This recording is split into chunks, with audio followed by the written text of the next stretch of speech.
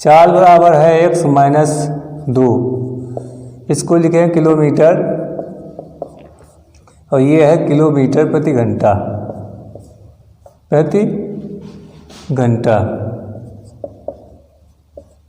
प्रति घंटा। और दिया हुआ है समय, समय बराबर दिया है 5 घंटे। ठीक, अब हम जानते हैं कि दूरी बराबर क्या होता है। दूरी बराबर, यहाँ लगाते हैं इधर, दूरी बराबर होता है चाल गुणे समय, ये दूरी का सूत्र होता है। तो यहाँ पर दूरी का मान रखेंगे हम 4x + 1। चाल कितनी दी हुई है, x माइनस 2 गुणे समय दिया है 5। अब 5 से पहले हम इसमें गुणा कर लेंगे तो हो जाएगा 4x + 1 5x माइनस 10। अब यहाँ पर 5x को इधर लाना है, 1 को दूसरी तरफ ले जाना है, तो हो जाएगा 4x माइनस 5x और ये माइनस 10, ये 1 जाएगा तो माइनस का हो जाएगा, तो इसको अगर हम घटाते हैं तो क्या बचेगा, माइनस का x बराबर -11। अगर हम माइनस काट दें तो x बराबर कितना आ गया, 11 आ गया। ठीक, अब यही मान हमको कहाँ रखना है, दूरी में रखना है। दूरी निकालनी है हमको, तो दूरी में ये मान रख देते हैं। तो दूरी बराबर 4x + 1, तो 4 गुणे 11 + 1, तो 11 चौक कितना होता है 44 + 1, तो हो जाएगा 45 किलोमीटर। ये आंसर हो जाएगा दूरी। ठीक, किस प्रकार से 45 किलोमीटर निकल आएगी दूरी। ठीक है, इसको नोट कर लीजिए। और शेष दूरी को 10 किलोमीटर घंटा की चाल को 10 किलोमीटर प्रति घंटा की चाल से साइकिल द्वारा तय की गई हो तो उसके घर से विद्यालय की दूरी ज्ञात करना है। यहाँ पर सबसे पहले देखिए, ये दोनों दूरी 2.5 घंटे में तय की गई है, यानी कुल समय कितना है, 2.5 घंटा है। इसको हम नोट कर लेते हैं पहले। तो सबसे पहले हम लिख लेंगे कुल समय। कुल समय दिया हुआ है, क्या दिया है, कुल समय है 2 सही 1/2। इसको अगर हम सिंपल फॉर्म में बदलेंगे तो 2 दूना 4 1 5, 5/2 घंटे। ठीक, अब यहाँ पर दूरी दी हुई है 20 किलोमीटर, तो दूरी कितनी दी है, दूरी दिया हुआ है 20 किलोमीटर की दूरी है, 20 किलोमीटर। ये क्या है, दिया है, यहाँ पर दिया है। हल। अब हमको यहाँ पर मानना पड़ेगा, क्योंकि इसमें कह रहे हैं कि कुछ दूरी तो पैदल चल के पूरी की जा रही है और शेष दूरी साइकिल से पूरी की जा रही है, तो हमको यहाँ पर मान लेते हैं कि दूरी क्या है,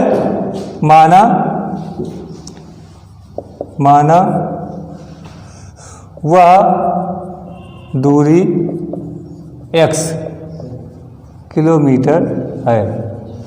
ठीक, तो पहले जब चाल मतलब पैदल द्वारा, पैदल तय की गई दूरी में लगा समय, यहाँ लिखेंगे 5 किलोमीटर प्रति घंटा की चाल से पैदल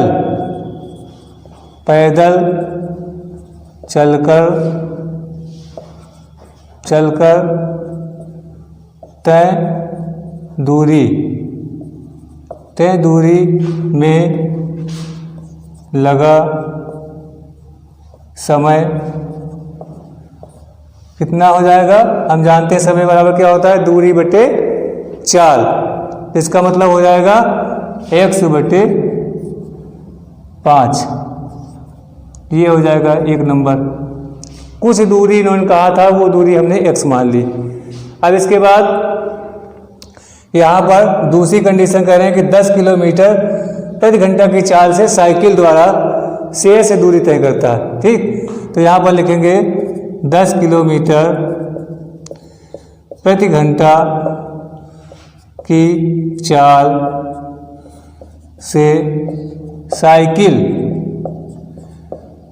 साइकिल द्वारा तय दूरी में लगा समय बराबर कितना हो जाएगा, क्योंकि शेष यहाँ पर बात हो रही है कि साइकिल द्वारा तय शेष दूरी यानी 20 किलोमीटर जो दूरी दी हुई थी उसमें से शेष यानी 20 माइनस x किलोमीटर की दूरी 10 किलोमीटर के हिसाब से चली गई है। ठीक, शेष दूरी।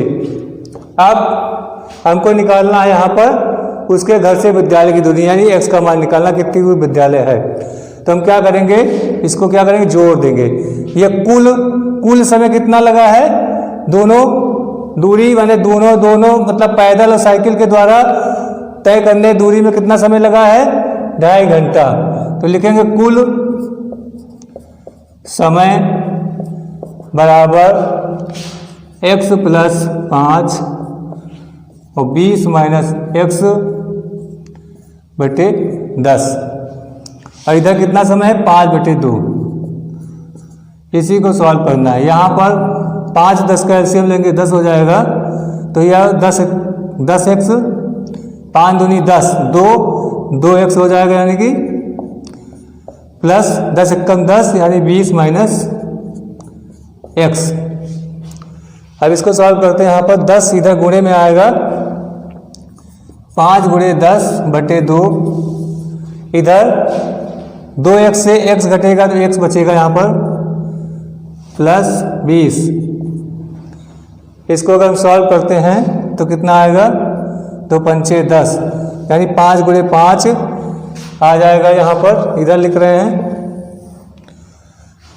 x प्लस 20 बराबर 25। ठीक, अब इसके बाद x बराबर 25 माइनस 20, इसको अगर हम घटाएंगे तो 5 किलोमीटर। तो उसका विद्यालय कितनी दूर है, 5 किलोमीटर की दूरी पर उसका विद्यालय है। ये इसका आंसर हो जाएगा इस प्रकार से। तो नेक्स्ट क्वेश्चन लगा रहे हैं। देखिए यहाँ पर अगला क्वेश्चन दिया हुआ है, जब माधव 12 किलोमीटर प्रति घंटा की चाल से विद्यालय जाता है तो वह 3 मिनट विलंब से पहुंचता है, किंतु जब वह 16 किलोमीटर प्रति घंटा की चाल से विद्यालय जाता है तो वह 2 मिनट पहले पहुंचता है, यानी 2 मिनट पहले पहुंचता है। ठीक, 2 मिनट यहाँ पर पहले पहुंचता है, 2 मिनट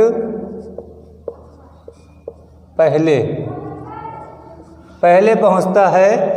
उसके घर से विद्यालय की दूरी ज्ञात कीजिए। यहाँ पर सबसे पहले दूरी ज्ञात करना है तो हमको दूरी तो मानना पड़ेगा x। ठीक, उसके बाद विलंब का मतलब माइनस समय होगा और जब पहले पहुँचेगा तो प्लस का समय होगा। ठीक है, तो सबसे पहले मानते हैं यहाँ पर हम, माना घर से विद्यालय की दूरी बराबर x किलोमीटर प्रति घंटा।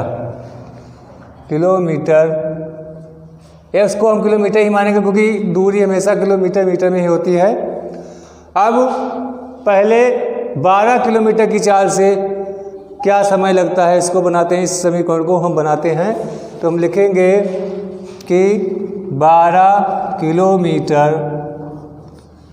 प्रति घंटा की चाल से तय दूरी में लगा समय मान लिया t। समय बराबर क्या होता है, दूरी बटे चाल। तो दूरी बटे चाल ये सूत्र है, दूरी बटे चाल। और यहाँ पर 3 मिनट विलंब की बात हो रही है, यानी समय क्या होगा, माइनस होगा 3 मिनट। यहाँ पर ध्यान देना मिनट लिखा हुआ है, 3 मिनट लिखा हुआ है और सवाल आपका किलोमीटर प्रति घंटा में है, तो इसको हम क्या बना लेंगे, घंटे में बदल लेंगे। जब मिनट से घंटा बनाते हैं तो क्या करते हैं, 60 से भाग करते हैं, ठीक। तो 60 से भाग करेंगे यहाँ पर। अब इसमें पहले मान रख लेते हैं, t बराबर दूरी क्या माने है x, चाल कितनी है 12 किलोमीटर, और इसको बनाएंगे क्या, घंटा बनाएंगे, तो 3/60 यानी 3/60 को भाग कर देंगे अगर, तो ये हमारा क्या बन जाएगा, अब ये घंटा बन गया, घंटा, यानी मिनट को चेंज कर लिया घंटे में, ठीक। तो ये 1 नंबर समीकरण आपका हो गया। इसी प्रकार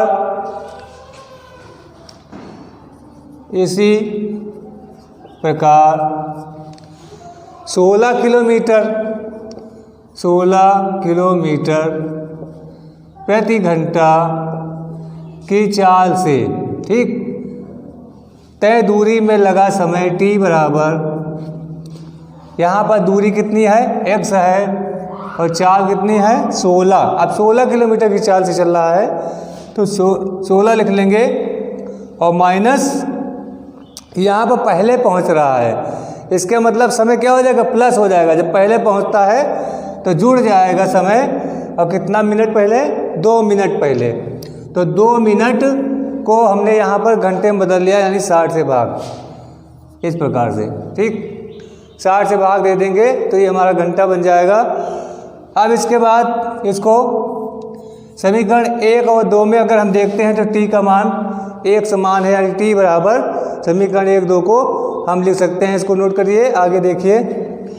अब यहाँ पर लिख रहे हैं समीकरण 1 व 2 से, 1 व 2 से इन दोनों को बराबर कर लेना है, तो लिखेंगे यहाँ पर x/12 माइनस 3/60 बराबर x/16 माइनस 2/30 x। इसी को सॉल्व करना है, यहाँ पर प्लस है, ठीक। अब इधर अगर हम एलसीएम लेते हैं तो कितना होगा 60, तो 12 कम 12 पंचे 60 यानी 5x हो जाएगा, माइनस 60 कम 60 यानी 3 ही रहेगा, बराबर 16 और 60 का अगर एलसीएम लेते हैं तो कितना आएगा, 16 60 का एलसीएम निकाल लेते हैं। 16 60 का अगर एलसीएम लेंगे यहाँ पर 16 60 इधर 16 और 60 तो बनेगा 2 × 16 30 के बाद 2 चौको 8 15 2 दूनी 4 15 2 1 कम 2 15 3 बचे 15 और 5 यानी 5 यही 15 15 दूनी 30 30 दूनी 60 60 दूनी 120 120 दूना 240 240 इसका एलसीएम 240 होगा। अब 16 से भाग करेंगे और जो भागफल आएगा उसको हम इससे गुणा करके लिखते हैं। तो 16 1 कम 16 यहाँ 8 बचे और 16 बचे 80 15 1 हो जाएगा। 6 चौक 24 यानी 4 4 दूनी 8 8 लिख लेंगे, ठीक। अब यहाँ पर देखते हैं 60 और 240 क्या हो सकता है, भाग हो सकता है। तो भाग करेंगे तो कितना आ जाएगा 4 बचेगा इधर। तो इधर 5x - 3 बराबर 15x + 8/4 4 का गुणा करेंगे इधर इस समीकरण से तो हो जाएगा 4 पंचे 20 20x 4 3 12 बराबर 15x + 8। अब 15x को x की तरफ लाना है। 20x माइनस 15x बराबर 12 को उधर ले जाएंगे तो 8 प्लस 12, इधर जोड़ेंगे तो 20 हो जाएगा, तो इधर घटा देंगे तो 5x बचेगा, यानी x बराबर 20 बटे 5 यानी 5 को 20। तो दूरी कितनी निकल आई? 4 किलोमीटर। x बराबर 4 किलोमीटर, ये इसका आंसर होगा। ठीक, इसको नोट कर लीजिए। अगला सवाल देखते हैं। नेक्स्ट क्वेश्चन, इसमें दिया हुआ है दो संख्याओं का योगफल 710 है। जब बड़ी संख्या को छोटी संख्या से भाग दिया जाता है तो भागफल 12 और शेषफल 8 आता है, तो बड़ी संख्या होगी। ये विकल्प दिए हुए हैं, इसी में से एक आंसर होगा। ठीक, तो सबसे पहले हम यहाँ पर मान लेते हैं कि बड़ी संख्या माना बड़ी संख्या बराबर x और छोटी संख्या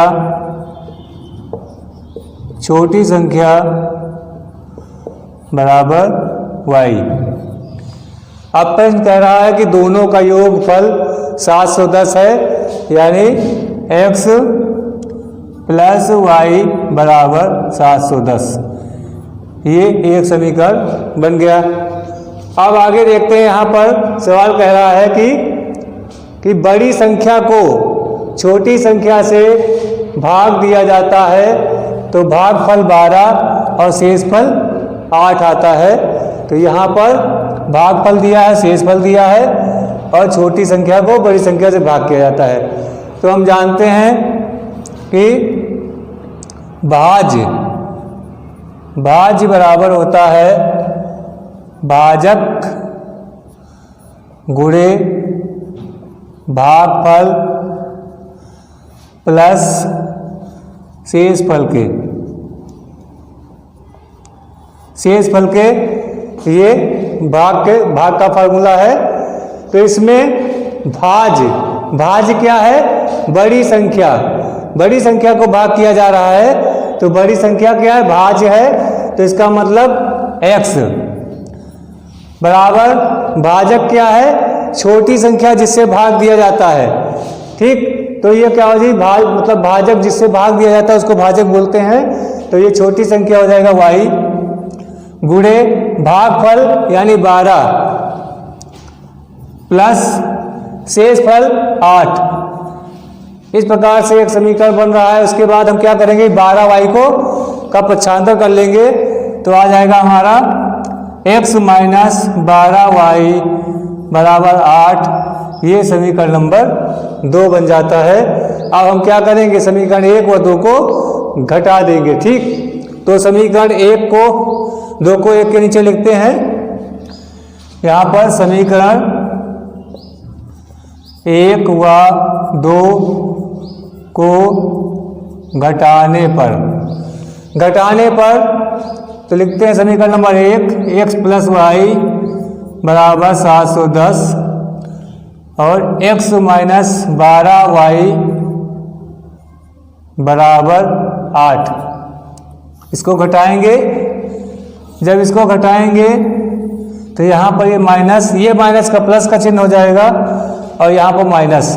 तो ये माइनस जब करेंगे तो ये कट जाएगी संख्या, प्लस माइनस घट जाएगी। यहाँ पर ये भी प्लस का, ये भी प्लस का, ये क्या होगा? जुड़ जाएगा। तो 13y। अब इसके बाद इधर घटाएंगे तो कितना बचेगा? 702 बचेगा। अब इससे हम y का मान निकाल लेंगे, तो y बराबर हो जाएगा 702 बटे 13। इसको अगर हम भाग करते हैं तो कितना आ जाएगा? 13 बचे 65 और यहाँ पर कितना बच गया? 5। तो कितना हो गया? 2 52। तो 13 चौको 52। y बराबर कितना निकला?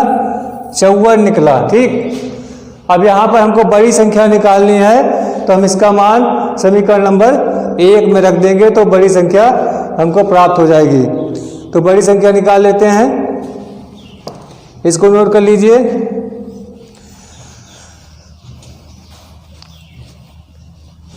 समीकरण 1 में y का मान रखने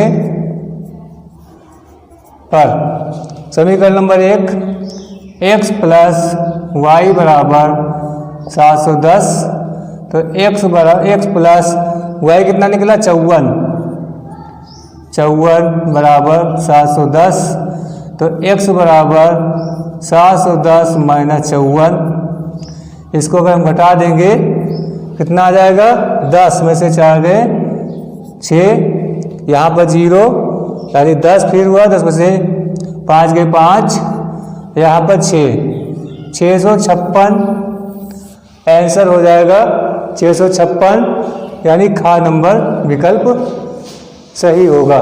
ठीक, इस प्रकार से बड़ी संख्या हम ज्ञात कर लेते हैं। नोट कर लीजिए इसको। और अगला सवाल यहाँ पर दिया हुआ है, यदि 2y प्लस जेड बराबर 14, 2z प्लस एक्स बराबर 15 और 2x प्लस वाई बराबर 10 हो तो x plus y plus z का मान ज्ञात कीजिए। तो यहाँ पर ये 3 समीकरण दिए हुए हैं, 2y प्लस जेड बराबर 17, दूसरा दिया हुआ है 2z प्लस एक्स बराबर 15, तीसरा दिया हुआ है, इनके हम नाम दे देते हैं 1 2 3, 1 नंबर हो गया, और 2z प्लस एक्स बराबर 15 ये 2 नंबर हो गया, और उसके बाद 2x प्लस वाई बराबर 10 ये 3 नंबर हो गया, और हमको x plus y plus z का मान ज्ञात करना है। तो हम सबसे पहले क्या करेंगे, इसको जोड़ देंगे घटाने पर।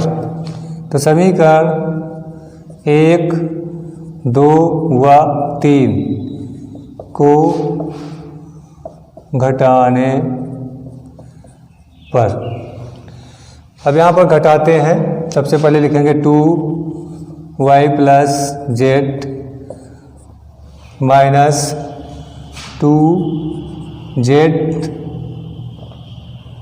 प्लस एक्स, उसके बाद फिर माइनस 2x प्लस वाई।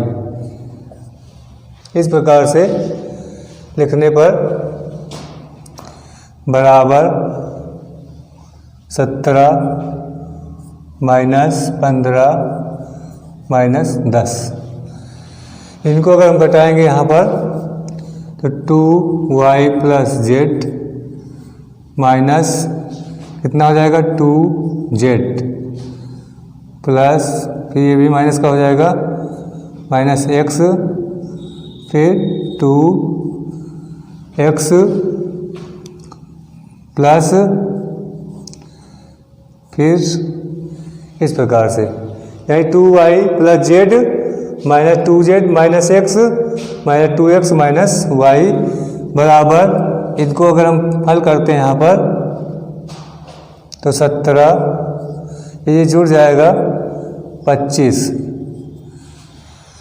अब यहाँ पर 2y और y घटेगा तो कितना बचेगा, y बचेगा, y प्लस ये कितना हो जाएगा 3z, 3z और ये 3x। इस प्रकार से 2x 2y 2z। अब यहाँ पर हल करना है,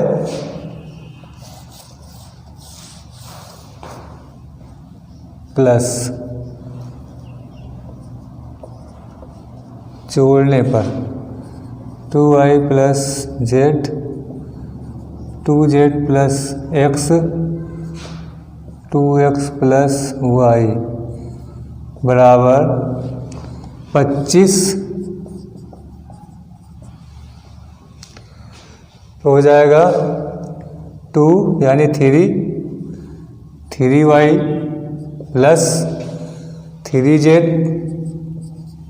फिर 3x बराबर, इसको अगर हम जोड़ते कितना हो जाएगा 42। यानी सबसे पहले हम तीनों समीकरण लिखेंगे, उसके बाद तीनों को क्या करेंगे जोड़ देंगे। ठीक, लिखेंगे जोड़ने पर, तब जोड़ेंगे तो हमारा 3y 3z 3x आएगा।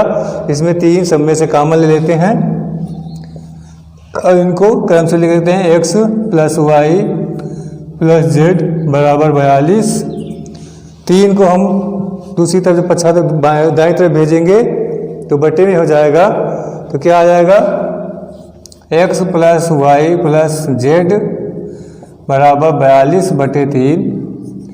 अगर भाग करेंगे तो बचेगा यहाँ पर 14, यानी x plus y plus z बराबर कितना आ जाएगा 14 आ जाएगा। इसका मतलब ये घ नंबर सही होगा। इस तरह से ये सवाल हल हो जाएगा, इसको नोट कर लीजिए। अगला क्वेश्चन देखिए,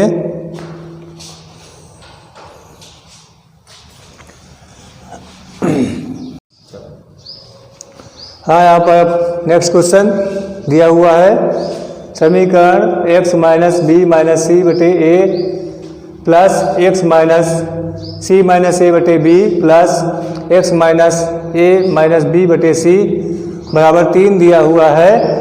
तो इसको हल करके हमको x का मान निकालना है।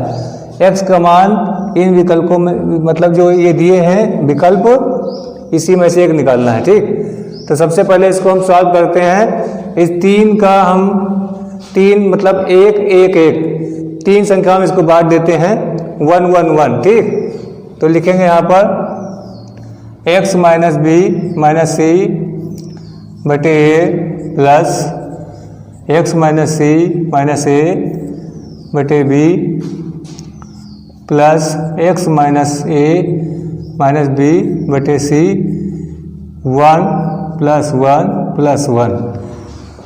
अब 1 को एक किससे घटाना है, 1 को फिर एक इसको इससे घटाना है, इसको इससे घटाना है, यानी तीनों संख्याओं में एक घटाना है।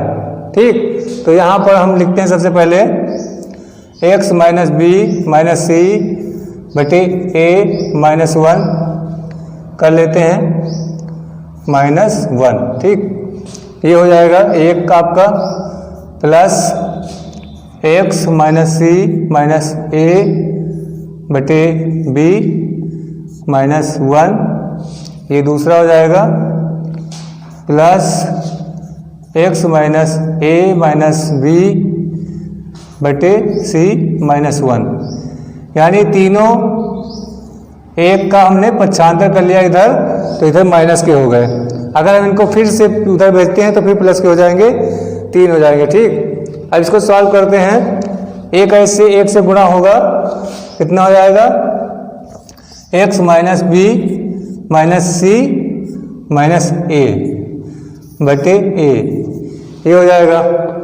ठीक, प्लस यहाँ पर प्लस इधर गुणा करते हैं तो हो जाएगा x माइनस सी माइनस ए माइनस बी बटे बी हो जाएगा।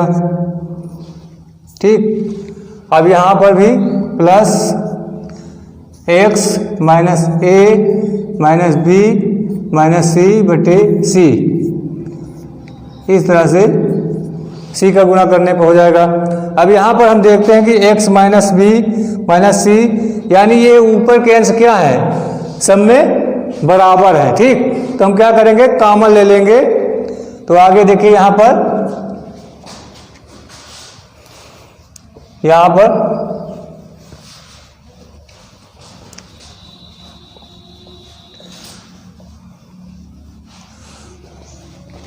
यानी इसका अंश जो है तीनों में समान है, तो हम कॉमन ले लेते हैं यहाँ पर x